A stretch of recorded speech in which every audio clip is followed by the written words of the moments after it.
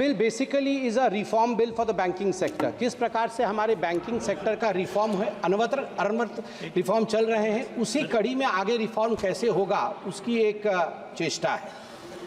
सभापति महोदय, हमारी सरकार के आने के पश्चात हमें जान के ये खुशी होगी 2014 से 2023 के बीच भारतीय बैंकिंग प्रणाली में लगभग 10 लाख करोड़ रुपए जो बैड बैंक लोन के कारण हम जिससे वंचित थे वो रिकवर किया गया है। 10 लाख करोड़ रुपए 2014 से 2023 के बीच में।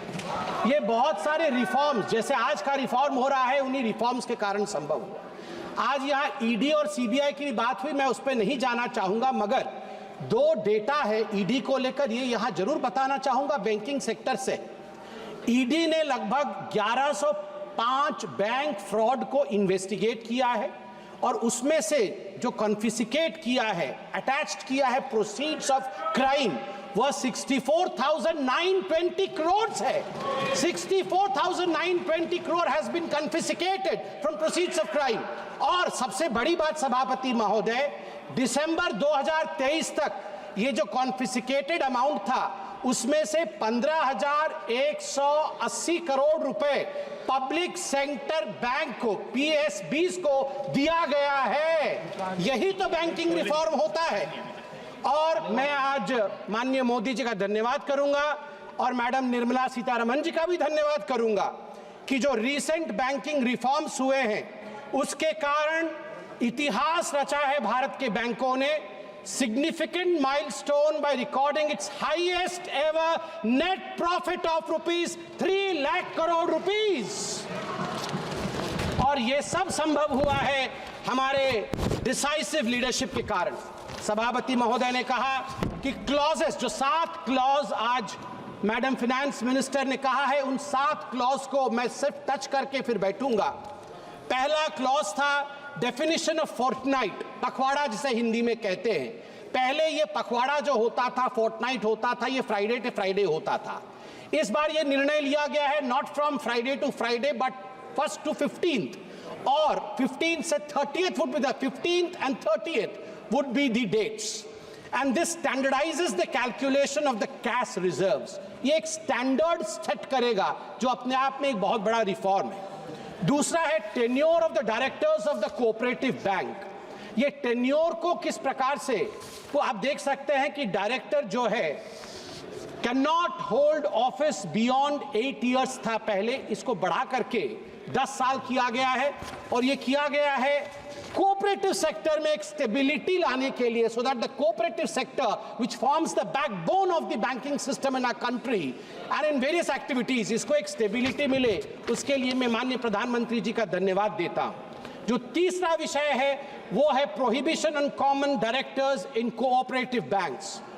इसमें भी संशोधन लाया गया है, अमेंडमेंट की बात की गई है, और this enhances the coordination and strengthens the leadership within the banking system. चौथा है substantial interest in a company.